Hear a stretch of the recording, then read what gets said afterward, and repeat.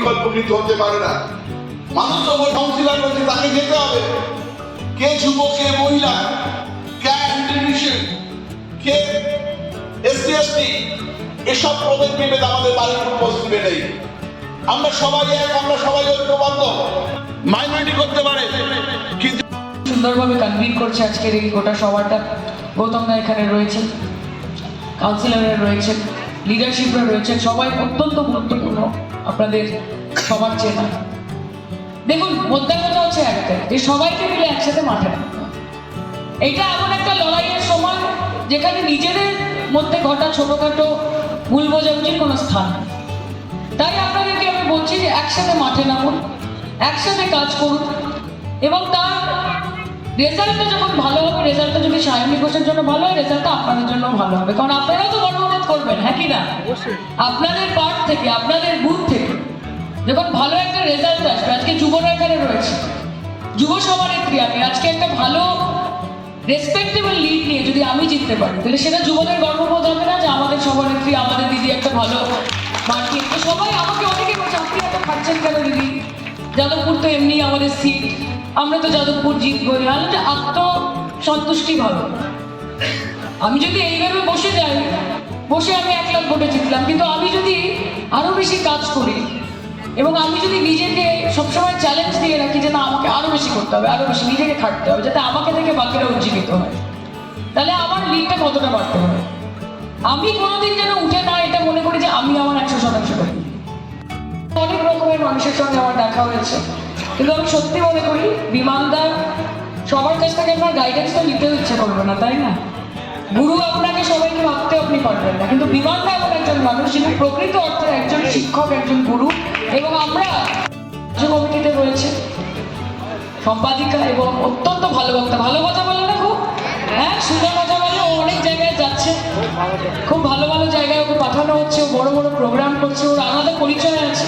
কিন্তু আমার মনে হয় না যে আর কোনো পরিচয়ের প্রয়োজনীয়তা আছে, কারণ ও নিজে যুবনেত্রী এবং ও নিজেকে আরো অনেক সুন্দরভাবে তৈরি করছে। আগামী দিনে অনেক ভালো লিডারশিপ দেবে, আপনারা আশীর্বাদ করবেন। যুব সুন্দর কিসের জন্য বলবো? কারণ তারও একটা আলাদা এক্সপেকটেশন আছে আপনাদের কাছে। আজকে মূল সংগঠন যেরকম আছে অবশ্যই তারা গুরুত্বপূর্ণ, কিন্তু ছাত্র, যুব, মহিলা তারা যখন মাঠে নামবে, ধরতি থরথর কাঁপেগি, ধরতি থরথর কাঁপেগি। যখন ছাত্র নামবে, যুব নামবে, সবাই চেয়ে দেখবে যে দেখো ঠিক আছে, এই তো বিপ্লবের শুরু, এই তো আন্দোলনের শুরু। আমি আপনাদের সকলকে বলছি বারবার যে সায়নী ঘোষের জিত আপনাদের জিত। আপনার পাড়ায়, আপনার মধ্যে আপনি সায়নী। কাজে আপনি যখন মানুষের কাছে যাবেন, সে যুব যাচ্ছে, ছাত্র যাচ্ছে, মহিলারা যান, আপনাকে এটা মনে করে যেতে হবে যে আমার বুথে আমি সায়নী। আপনার বুথের মানুষটা তো আমার কাছে সরাসরি ভাবে পৌঁছতে পারছে না, কিন্তু তাদের যেন মনে হয় যে আপনি, আমি, যে আপনার সাথে কথা বলা যায়, আপনাকে নিজের সমস্যাগুলো বলা যায়। আপনারা এই কাজগুলো অত্যন্ত ভালোভাবে জানেন, আমার বলার কোনো জায়গায় নেই। কিন্তু একটাই কথা আমার বলার, সেটা হচ্ছে লড়াইটা কিন্তু মাঝপথে ছেড়ে দেবে, স্যাটিসফাইড হয়ে যাবে না যে হ্যাঁ 45 দিন হয়ে গেছে, হ্যাঁ হয়েই তো গেছে, দেয়াল লেখা হয়ে গেছে, পোস্টার লেখা হয়ে গেছে, একবার গিয়ে গিয়ে বাড়িতে ঘোরাও হয়েছে, যথেষ্ট নয় সেটা, জানেন তো? কারণ বিরোধী যারা বসে আছে তারা কিন্তু চুপচাপ করছে যা করছে। আমরা হয়তো বড় বড় মিটিং করছি, মানুষের কাছে যাচ্ছি, খুব ভালো কথা, এটাও তো করতে হবে। নামানো হচ্ছে, এটা অভিষেকেরও ইনস্ট্রাকশন ছিল। আমরা বিমানদার সাথে কথা বললাম, বিমানদা ওয়াজ ভেরি কাইন্ড, সবটা অ্যারেঞ্জ করে আজকে গৌতমবাবু করেছেন, জয়ন্ত করেছে। এত বড় একটা প্ল্যাটফর্ম, এবার সেটাকে আমরা কাজে কিভাবে লাগাবো বসে, এটা কিন্তু আমাদের বিষয়। এরপরে কিন্তু আর গাইডেন্স নেই, এরপরে কাজ আছে। তোমাদেরকে যে জায়গাটা আজকে বিধায়ক সাহেব, স্পিকার সাহেব দিয়েছে, সেই জায়গাটাকে তুমি কতটা ইউটিলাইজ করতে পারছো, সেটা যেন ভোটে রিফ্লেকশন হয়। ভোটের রিফ্লেকশন যদি সেটা না হয়, তাহলে বাড়িতে বসে থাকা বেটার। এমনিতেই বরফ পড়ছে, এত খেটে তো লাভ নেই। কিন্তু যদি একটা বাড়িতেও যাও, নিশ্চিত করো যে সেই বাড়ির ভোটটা যেন আসে, তার জন্য সময় দিতে হবে, সেটা যেন তাড়াহুড়ো করলে চলবে। সবার সঙ্গে ধৈর্য নিয়ে কথা বলতে হবে, সবাইকে বোঝাতে হবে যে মমতাদির লড়াইটা একটা খুব গুরুত্বপূর্ণ লড়াই। এটা একটা জাতীয়তা লড়াই, জাতীয়তাবাদী লড়াই, এটা একটা ন্যাশনাল লড়াই। আজকে কেউ কারোর বাড়ি গেলে কেউ বলছে যে আমার এখানে জলের লাইনটা দেখুন না, কত সরু করে জল পড়ছে। কেউ বলছে এই লাইটটা 3 মাস হয়ে গেল, লাইটটা লাগানো হয়নি। তো এইগুলো শুনতে হবে, কিন্তু তাদেরকে এটাও বোঝাতে হবে যে দেখুন এই নির্বাচনের এইটা যেটা আপনি বলছেন এই কাজটা সর্বক্ষণ চলে এবং এই কাজটা হয়তো আটকে আছে, এটা হয়ে যাবে, কিন্তু এটা লোকসভা নির্বাচনের ইস্যু নয়।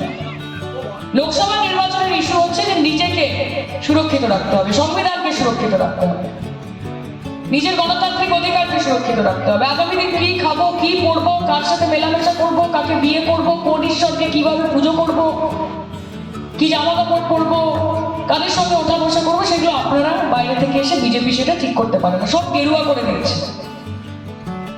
আজকে দূরদর্শনের লোগোকে গেরুয়া করে দিচ্ছে, আজকে প্লেয়ারদের জার্সিকে গেরুয়া করে দিচ্ছে। গেরুয়া তো ত্যাগের রং, মমতাদি আজকেও বলেছে। কোন ত্যাগটা বিজেপি করেছে? কোন ত্যাগটা করেছে? ভোগ করেছে। ওরা ত্যাগী না, ওরা ভোগী, এবং এই ভোগীরা এই দেশ চালাবে সেই দিন আসতে দেওয়া যাবে না, যে তারা সবকিছু আত্মসাৎ করবে, ভারতের ঐতিহ্য, ভারতের কৃষ্টি, ভারতের সংস্কৃতি সবকিছুকে ধুলোয় মিশিয়ে দিয়ে এখন এক তন্ত্র চালাবে। এই ঔদ্ধত্য, এই অ্যারোগেন্স, এই অধিকার বোধ, এটাকে টিকে দেওয়া যাবে না, এবং তাই বিজেপির বিরুদ্ধে আমার লড়াই। কালকে এক জায়গায় বলেছি যে সিপিএম এর লাল কাপড় রাস্তায় যতটা দেখা যায় দেয়ালে বা হোর্ডিং এ, তার থেকে বেশি দেখা যায় বিরিয়ানির হাঁড়িতে, তাই তো? চিন্তা করবেন, একটা মন্টেসরির বাচ্চাও জানে যে লাল আলো সিগনালে মানে হচ্ছে থেমে যাও, কমলা আলো মানে হচ্ছে ধীরে যাও, আর সবুজ আলো মানে হচ্ছে এগিয়ে যাও, আমাদেরকে এগোতে হবে, আমরা এগিয়ে যাবো। কাজে এই স্পিরিটটা নিয়ে আপনাদেরকে কিন্তু মাঠে নামতে হবে। আমি আবার বলছি, সব সমস্যার সমাধান হয়তো আমি করতে পারবো না আগামী দিনে, কিন্তু যেরকম বিমানটাকে পাশে পেয়েছেন, আমি এইটুকু ভরসা আপনাদের দিতে পারি, ঘরের মেয়ে বলেছি তো, ঘরের মেয়ের মতো অন্তত আরেকটা কান পাবেন আপনাদের সমস্যাগুলো শোনার, এই কথাটুকু আপনাদেরকে আমি দিতে পারি। সব সমস্যার সমাধান হয়তো করতে পারবো না, সবাই পারে, কিন্তু সায়নিদিকে এসে বলতে পারবে কোনো সমস্যা হলে, সায়নিদি শুনবে সেটা। কাজে বাকিটা আপনাদের হাতে, তোমার অ্যাকশনে দেখতে চাই। আজকে বিমানদারা যেরকম ভাবে খাচ্ছে, অন্যান্য এমএলএরা যেরকম ভাবে খাচ্ছে, যুবদের পক্ষ থেকে আমাদের আরো অনেক বেশি এক্সপেকটেশন। সব গাইডলাইন্স দিয়ে কিভাবে কি করতে হবে, কোথায় যেতে হবে, যেখানে প্রয়োজনীয়তা, সবকিছু আলোচনা করে যেন আমরা কাজটা সুষ্ঠুভাবে, at the end of the day it should be a collective show. আমরা যদি জিতি, আমরা যৌথভাবে জিতবো, কালেকটিভলি জিতবো, আর যদি ভালো ফলাফল না হয় সেটা দায় কারো রাখার না। সবাই আপনাকে সুবিধা জানান। আমি আমার বক্তব্য দীর্ঘায়িত করবো না, এরপর বিমানটা বলবেন, তারপর স্বামী বলবেন। আমি শুধু আপনাদের কাছে বলি, যে যার বুঝে সেই বুঝ শক্তিশালী ভোটের দিকে আপনাদের আঘাত হবে। বলতে আমাদের প্রার্থী লক্ষাধিক ভোটের দিকে জয়যুক্ত। সেই অহংকারটাকে নিয়ে ঘরে বসে শুয়ে পড়লাম। অনেক কর্মী জানেন, অনেক কর্মী জানেন না। গত লোকসভা নির্বাচনের ফল কিন্তু আমাদের ৬২,০০০ ছিল না, আমাদের ৪৫,০০০-এর মতো গত লোকসভা নির্বাচনের ফল। তিনি বারবার জিজ্ঞাসা করছেন বিমানদার কাছে, আমাদের